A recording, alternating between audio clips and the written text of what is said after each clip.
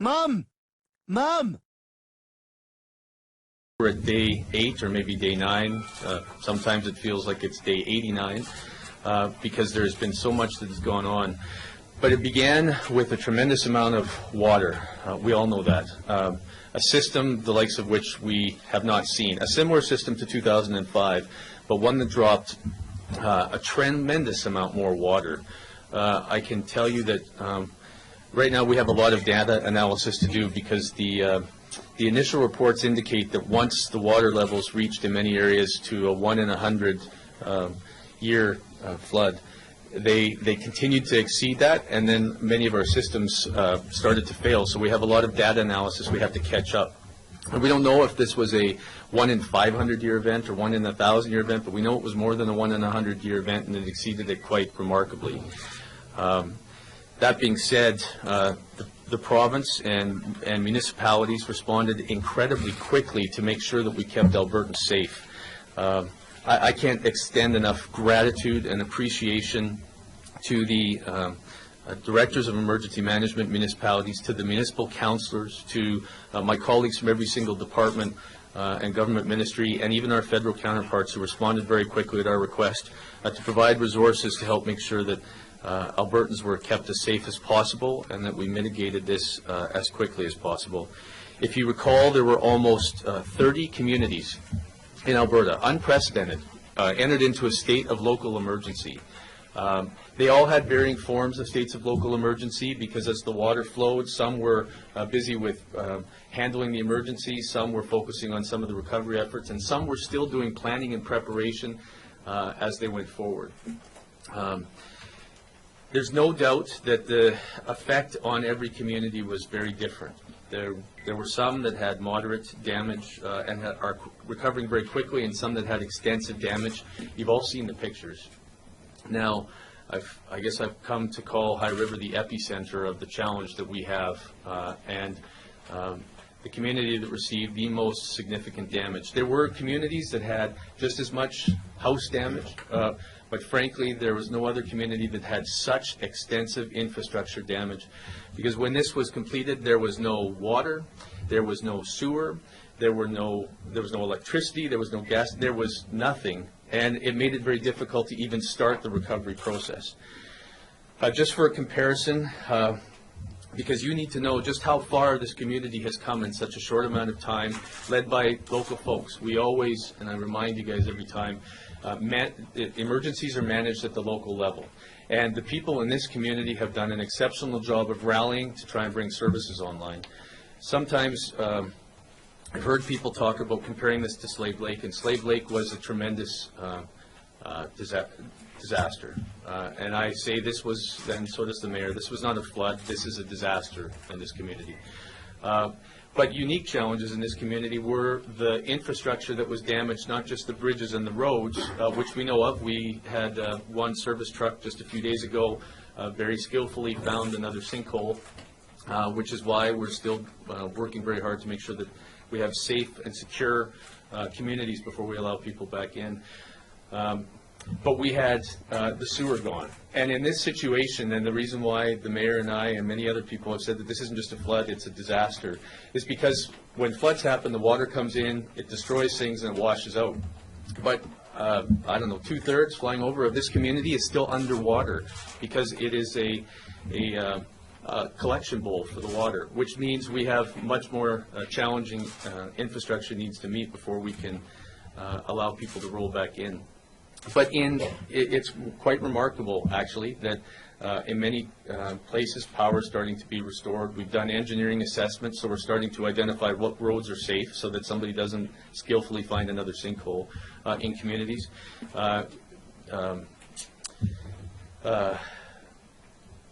Health inspectors and home inspectors have been going through so that we can work on trying to get people to move back into their communities. That and Minister Fraser is going to speak about that shortly. We are looking at re-entering, even though some of the infrastructure damage is much more significant than any other disaster we've had in this province, flooding or fire. We are looking at being potentially 50% ahead of schedule on when people are going to be allowed to re-enter. That's because of some of the incredible work of the people of this community, led by the mayor. Now, you can imagine all the devastation and all the damage is incredibly hard to cope with. And I know that everyone on the ground here has been working for 20, and in many circumstances, 24 hours a day for 8 days or 9 days now to try and address the situation. And fatigue and exhaustion can become a factor. And we don't want it to become a factor in order to make sure that we address the challenges. This morning, the mayor called me and asked if the province would be willing to accept the responsibility of managing now the recovery efforts going forward, because we are at such a critical junction, approaching a point where people will be able to start to re-enter in a phased approach. If we would assume responsibility to make sure that, and help relieve some of the fatigue by bringing in new resources, I said yes. And so we have an OC that we've signed, which I believe is circulated already, which has us assuming responsibility, and Minister Fraser will now be overseeing the recovery efforts here until such time as, and I don't think it'll be a very long time, we've made enough progress that the stress level goes down, the tension level goes down, and people feel safe and secure that High River will return to normal sooner rather than later. I want to once again praise the mayor and the municipal councillors and all the people on the ground, because they've done an exceptional amount of work up to now, and we're going to continue to work together. And now I'm going to turn it over to Minister Fraser, who is going to lay out the strategy going forward in the next few days. Thank you. You know, when I think about what we've seen on the ground, and I want to emphasize what the mayor and his people have been seeing over the last few days every time we go into an evacuation center. Just yesterday I saw a woman breastfeeding her child with 3 kids around a cement table in the middle of the heat.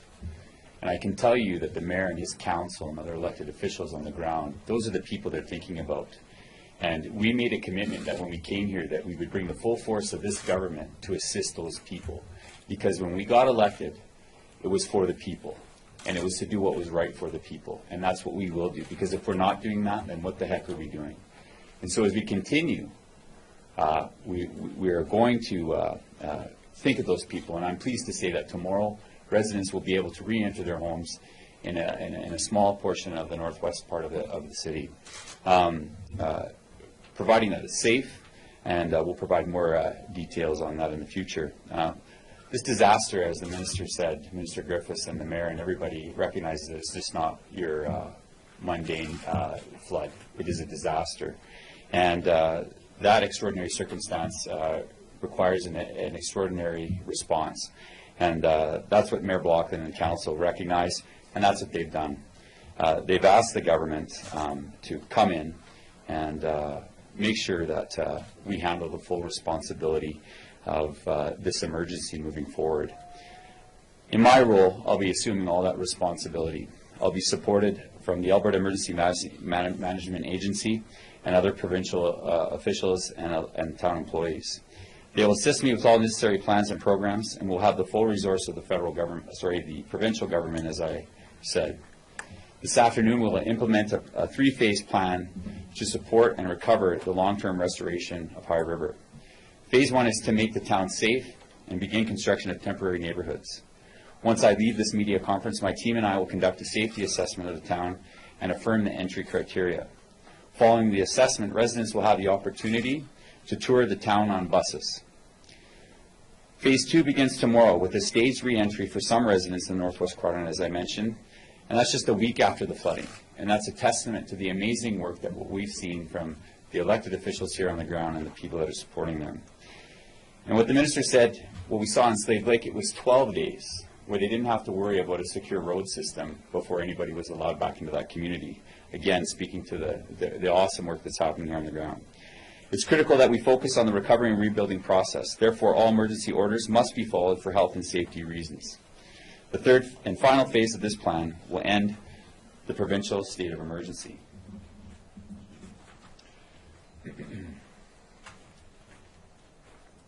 During this phase, we'll hand over responsibility back to your town council, and hopefully we'll return the normal life for the people here in High River. We still have some challenging times ahead of us, and it's absolutely essential that all of us come together, dig deep, and find the patience in this situation. I personally know and seen it that you're stressed and frustrated if you're one of the evacuees or a person living in High River that's been ousted out of your home by this flood. So give me your patience, give me your understanding and cooperation, and I'm confident that we can do this together. As you can see by the people standing behind me, we're all here to work for you and the residents of High River. Thank you.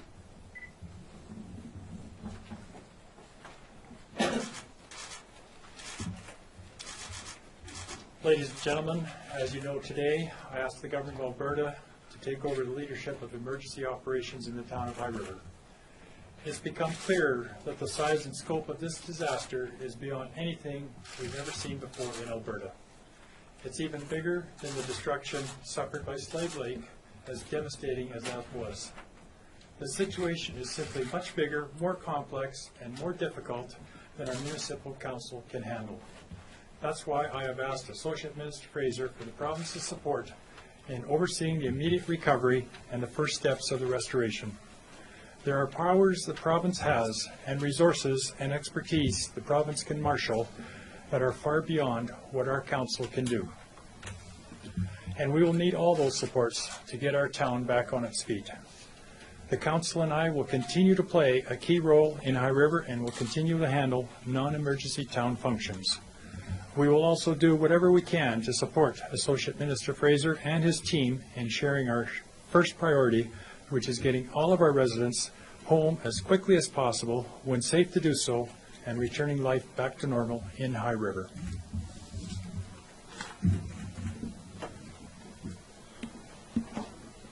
Good afternoon, everyone. My name is Inspector Garrett Woolsey. That's Garrett. Woolsey is Woolsey. I'm the spokesperson for the RCMP on emergency operations in the High River area. I have a relatively short operational update for you this morning. And of course, as always throughout this incident, public safety remains job one for the RCMP in High River. I'm pleased to report that the community remains secure overnight. The RCMP has approximately between 160 to 200 RCMP officers on the ground in this community around the clock, keeping it secure. We had no known breaches of the perimeter last night, and that is good news. We continue to provide police officers to assist home inspection teams in keeping them safe and secure.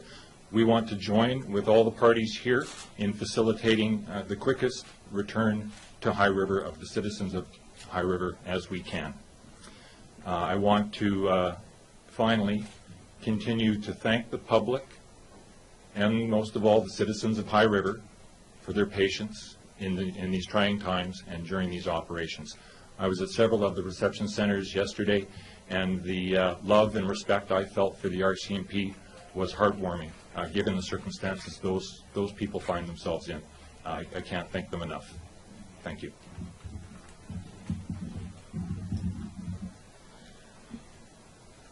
Questions? So the Northwest gets in tomorrow. What about the rest of the town?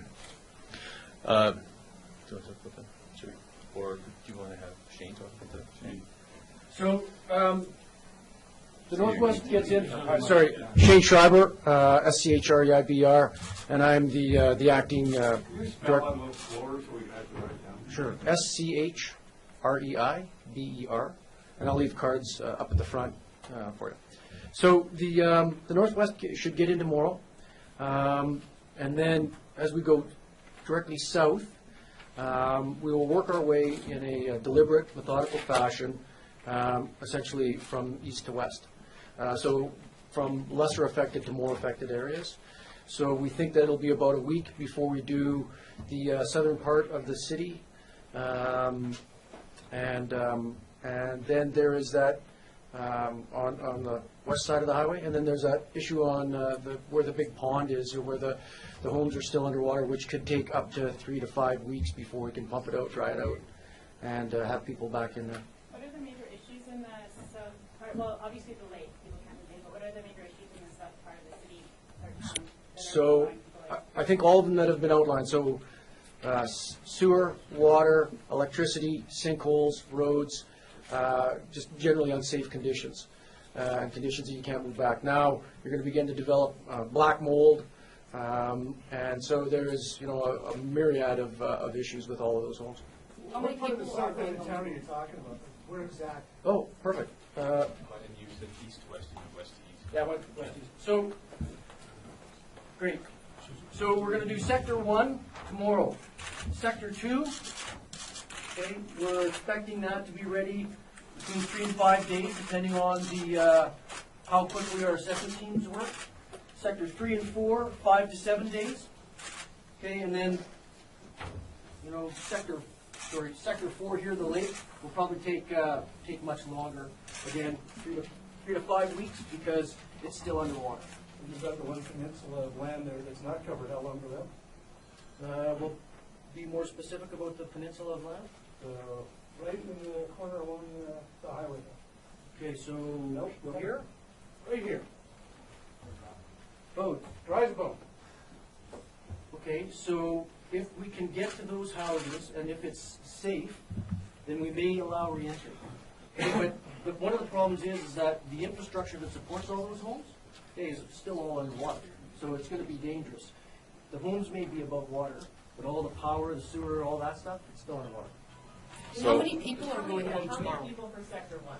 So, first of all, again, it's a phased process, right? And to recognize that Shane is somebody that I've called in with his expertise to help me in this process.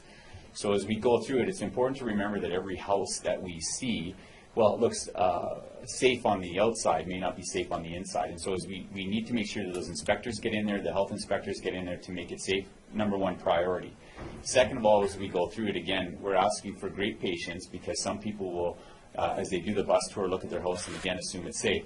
So we'll go through that, give us that time. We're starting tomorrow to put people back in their homes in that quadrant. Most of those homes have already been visited. There may be 1 or 2 left that need to be visited by a home inspector or under health inspector, and then we'll get them in there. We're going to allow people to later tonight to start to be able to see their homes and to start that process, whether it's grieving or getting prepared for the next phase. What's the number for that section 1 that's for tomorrow, roughly how many? So it's difficult to say. It's the long weekend. People are all around the province, and so if they're available to come and they want to get into their home, they'll get into their home, depending on, again, the criteria, because there are homes in that area that are affected where people will not be able to get into, but they will be able, with some supervision and understanding the risks, to get into, maybe grab some personal belongings based on the criteria, and others will be able to move right in. But that small section you talked about in the northwest where people can come home tomorrow, roughly the size, how many homes? Shane? So we're At the trying- microphone, please. Thank you. So we're talking about 1,000 homes, so probably about 5,000 people. Okay, they won't all be able to go home tomorrow because some of those homes are still damaged beyond occupation. So maybe not livable, but be able to re-enter. Correct. Thank you. Right. There's a legal protest going on right now, right above this section, actually, of folks who say they want to help rebuild their towns. They say that it's not just that they want to get back to their homes, but they want to get back to preparing their homes, preparing their communities. Why can't the government let people? So I'll use an analogy from my life as a paramedic. When somebody drops in the middle of the street, there's lots of people who want to help, but do they have the expertise that's actually beneficial for the patient? It's the same scenario here, and I'll approach this situation no different. We have very highly skilled expertise right here on the ground doing the work as we speak.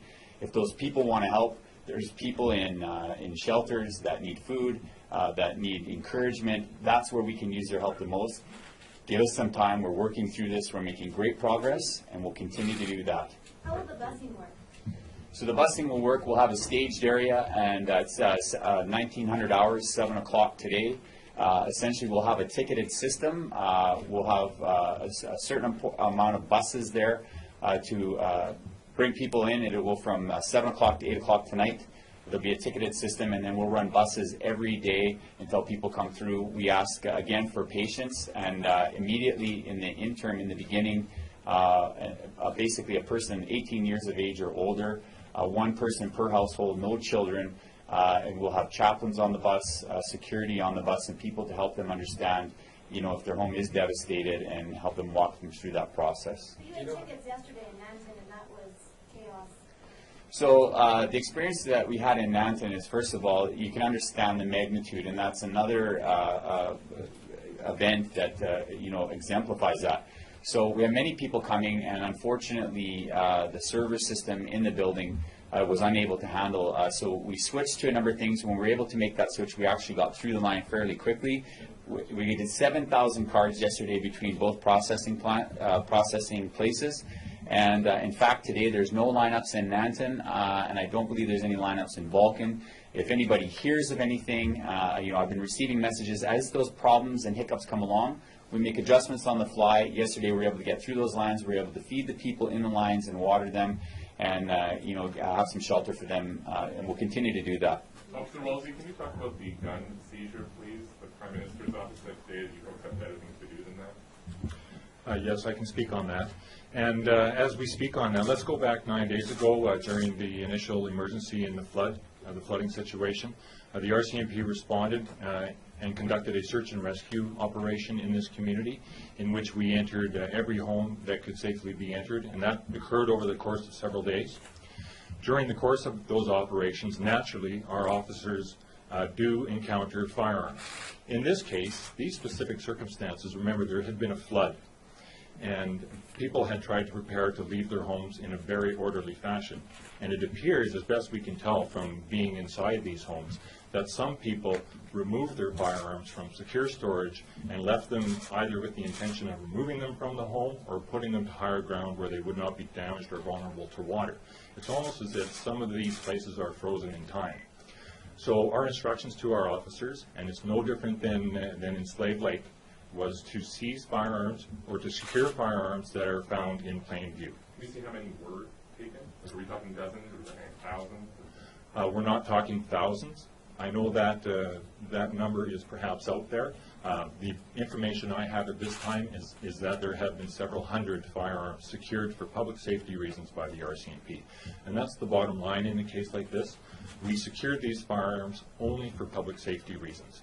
In the unlikely event that we identify an illegal firearm, we will then consult with Crown prosecutors with respect to what we're going to do with those. But in the vast majority of cases, and I hope all of the cases, we are going to return those firearms to their lawful owners as soon as possible. And there is a plan in place. There is a plan that has been developed over time, over the past several days since this incident began, to initiate that return process. And there's going to be more communication on that as the days come. Why, if this was sort of a routine thing, in all of the, at least all of the RCMP briefings that I was at, never was this seizure of firearms mentioned? Why would that have been? Over the course of the past 9 days, I've been asked hundreds, perhaps thousands of questions. It's never come up. And these, the security of these firearms occur during the normal course of RCMP operations. It's not remarkable for us.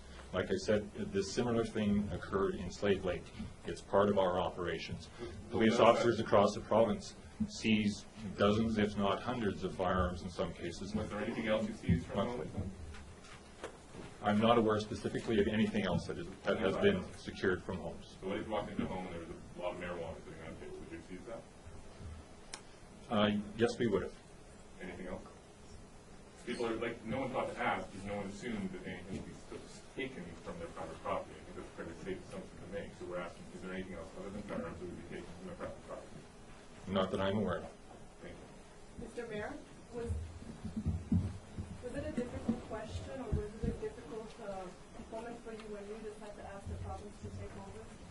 It was an extremely difficult moment in time, but having been in the Emergency Operations Center for the past 8 days, today's day 9, a lot of our staff are functioning in those key roles, and I can tell you fatigue is beginning to set in, and just the stress that our staff are dealing with is just burdening them down. And this announcement today is acknowledging the fact that they have done a heck of a job to this moment to get us to this stage. In fact, as Minister Griffiths has said, we're ahead of schedule, and it's to those folks in the EOC so far that have got us to that point, and to have some fresh people come in now and relieve those people is a godsend. Thank you. 7 days, what percentage of the population will have had access to their homes? Do you have a rough idea of that? So, like I said, the bus tours will continue every day, and we're going to make it available for all those people who want to see their homes. We'll run them through until they're done. Maybe I can word it better. There's the homes under the lake are 3 to 5 weeks, but you're saying in 7 days everybody else will have access. Potentially, whether they take that or not is a different question. What percentage of the city will have had the ability to return to their homes and see their homes in a week from now? Yeah, I'm not going to give a definite timeline on that as we continue to go through. The numbers are difficult to track anyhow, but if it's possible to give people access, we'll give them access if the area has been secured and cleared. So in the Northwest, how many houses in the Northwest are marked with the red sticker? That's difficult to say. There's obviously less than more. That's why that area is the #1 priority at this point. And as Shane mentioned, we'll systematically go through each area, basically from the least affected to the worst affected. How many houses in the Northeast have red stickers? In the Northeast? Right under the water. Well, it's very difficult, as you can imagine, to go inside and assess these homes when they're underwater. So, again, we continue our efforts to drain the water and remove it, and we'll continue all those efforts. Tensions are very high with residents. What's your strategy to deal with the residents who are in parts of the Southwest and the Southeast where they see that their homes are dry on the bus tour, but they're not allowed back in yet? Yeah, and you know what? There's no doubt that that's going to be an emotional time for them. But once again, we're going to use the full force of this government to find them adequate housing, a place where they can sit down and continue to do what they do here in High River with their families, so that we can move on. And obviously, job #1 is to drain the water and assess those homes. And if we're lucky, some of those homes won't be as bad as they initially were. But we'll have to wait till we get to that assessment. Sorry, I was asking specifically not about the ones under the lake. Obviously, people can't get into those, but Right. the ones in the Southwest and the Southeast, there are a lot of dry homes in there. And so what's your strategy to deal with residents who may see their home on the bus tour, it appears dry, they want to get back in, but you're saying, no, you can't get back in yet? Yeah.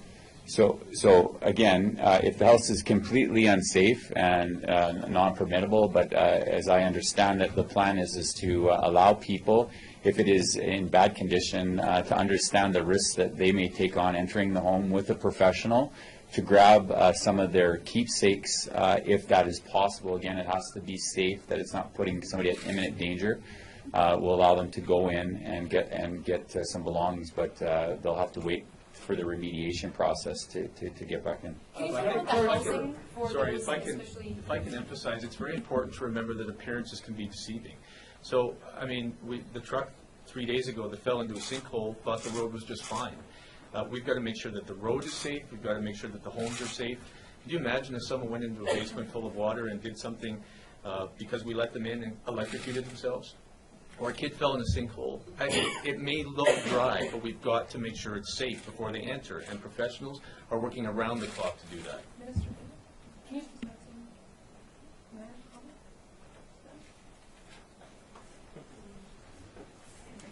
I'm one of the individuals in that circumstance. I'm up on Water Tower Hill. I know my home is safe. The way I'm looking at it is that I went away to Mexico for 2 weeks in January. My house was fine when I got back. When I see it, as long as I can get some suits, I've been wearing the same 3 shirts for the last 4 days, so I'm rolling them over. But I look at my role, and I'm grateful to Minister Fraser. He and I have been in touch every day. Grateful to Minister Griffiths and the work that he's done. Grateful to the Mayor and Council who've done a tremendous job in the rescue and recovery effort. I've been holding a telephone town hall every evening at 8:30, pushing out the government information, the official announcements. I have a standing offer to Minister Fraser to come on when he has the time to be able to update people directly.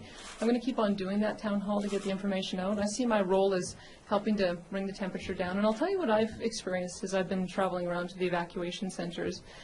People just want to know. I think what you're seeing is that a number of people in the past when we've had flood incidents in the town, they've never been locked out completely of their community, and so it's the not knowing which is creating the frustration. If people know that they've got a green dot or a yellow dot or an orange dot or a red dot on their door, it'll make it a whole lot easier for them to start planning what their next steps are. Because if you're green, it's a totally different path that you go down for the next number of weeks and months.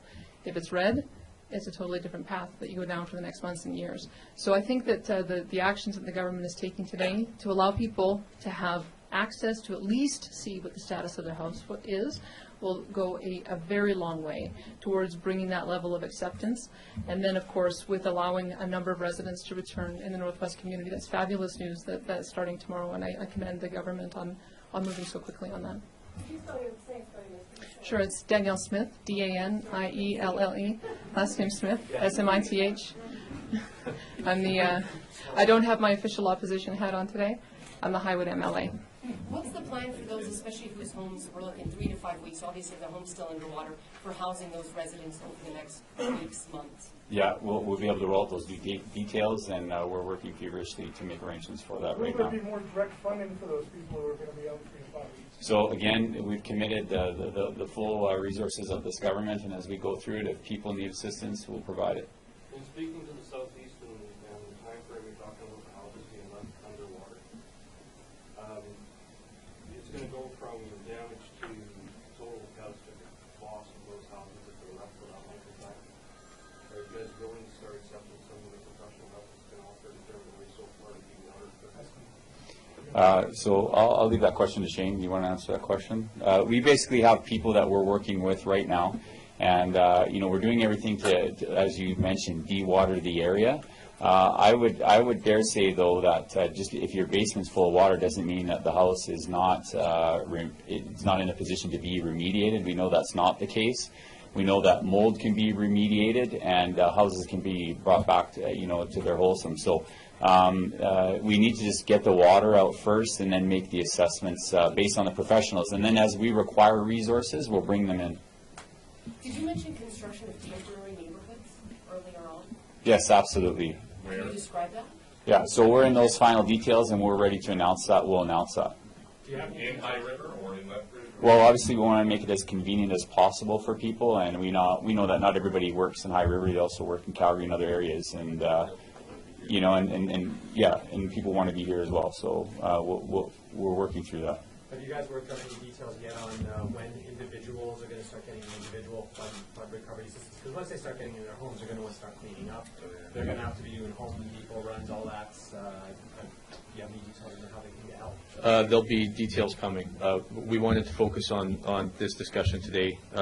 There will be details coming. We did, of course, announce the $1 billion immediately to go forward, and we'll be releasing the details of the disaster recovery program that we've operated in. You've seen it operate in other circumstances before, the 2005 floods, the Slave Lake situation, and you'll be glad to know the details, because we want people to be able to get on with remediating their homes if that's the case, or at least doing assessments on whether or not their home could be remediated and what the next steps are as quickly as possible. So you keep posted for the details. I know some people will be able to get back to their homes. How about businesses downtown? Will they, if their house is okay to get to their house, will they be escorted downtown as well?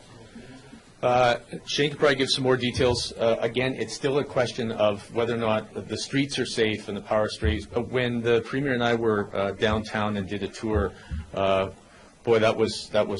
it looked like a war zone. It was incredible, the devastation down there. And the watermarks were up to here, the way it washed through town.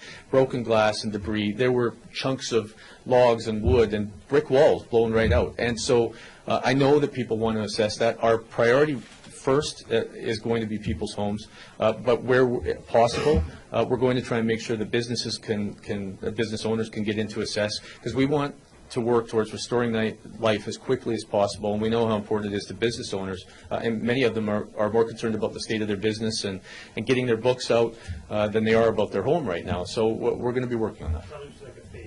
Yes, and I know that Shane just hit the ground here when Rick got this position, and Shane's just here, and I know he and the minister are going to be doing an assessment of what work has been done to date, and it's some fantastic work, and then the new resources that are coming in, prioritizing them to make sure that they're utilized to the full extent. I mean, it's going to take a few hours just for the minister and Shane to catch up and make sure that they've got a plan in place, because you don't want a bunch of people standing around. You want to know, you want a work plan. So I'm pretty sure that later this afternoon they'll have done their assessment and they'll have some better ideas about how this is going to roll out, and they'll continue to give you updates. Does this change in command mean that the province has the authority to refuse to rebuild houses in potentially high-risk flood areas? I'm going to make it very clear. This has nothing to do with anything like that. This is about recovery efforts in this community. That is a policy discussion that none of us are prepared to entertain yet, because quite frankly, every available resource we have is going to not just this community, but some of the other ones to make sure that they rebuild. And I know that there'll be some discussion about that down the road, and I'm going to leave it down the road after we've dealt with the issue at hand. Mr. Griffiths, the George Grenville flood mitigation report been on this shelf for 6 years. Why has it not at any point been brought up? Well, you should have been at Minister McQueen's press conference with Minister Groneville, where he actually was surprised at how many recommendations have been done. The Premier's been the Premier for a couple of years. I've been the Minister for a couple of years. When we found the report and realized it hadn't been released, we released it immediately. We've been working ourselves and Minister McQueen's department very vigorously on the recommendations. And we continue to work with the federal government to encourage them that it's better for all of us if we continue to invest in mitigation rather than remediation after the fact. And we're going to continue to do that. But Minister McQueen laid out that a lot of the recommendations have either been completed or are very well in progress. But again, I've said every single time, that's not the end point. It's not a solution simply unto itself. We have to have a lot of discussions about what we're going to do to make sure we don't have this devastation going forward. And I'm going to throw it out there. I'm sure my federal colleagues will love it. Perhaps maybe it's discussing more dams and on-stream storage so we can run have the ability to manage some of that flow going down the road. And so we're going to have a bigger discussion. The Mayor and I actually were discussing that earlier this morning on what we're going to do to mitigate this. It's not just, and it's a great report, but even implementing every one of those recommendations. I said before, that's to mitigate to a 1-in-100-year event. The evidence shows that this far exceeded that. So much so that our sensors, our data collection, we still have to analyze to see exactly to what extent it was. So we've got a lot of work to do going forward, and I don't think the work will ever end. It'll be continuous. So you're saying it wouldn't have made a difference at all? Well, I'm saying that the standard practice is to mitigate to a 1-in-100-year event. This very early on in this event, it exceeded a 1-in-100-year event. This is unprecedented. So I don't know how much a difference it would have made. I'm not going to speculate back and say it could have or it couldn't have. I'm saying that beyond that report, we have a lot of other work to do to talk about water management in this province to ensure communities are safe. Mr. Mayor? Why did it take so long for you to ask for help, to ask for the province to take over? This was in process. We began, as all communities do, declaring a local state of emergency, which we declared last week Thursday morning, about an hour after they woke me up. It was immediate. The water was advancing so quickly at that time, and that state of emergency, I believe, was announced at 7:15 Thursday morning. By 10 o'clock, 10:30, we were evacuating the major part of our community. When we had the Premier tour through here on the weekend, she was devastated by what she saw, and she immediately put plans into place to appoint an associate minister for High River, which is Mr. Fraser here beside me. He's been in the community now for a couple of days, and it's been a natural progression, and it's at this point today where I've reached out my hand to Minister Fraser to ask for that higher level of assistance that we need here in High River.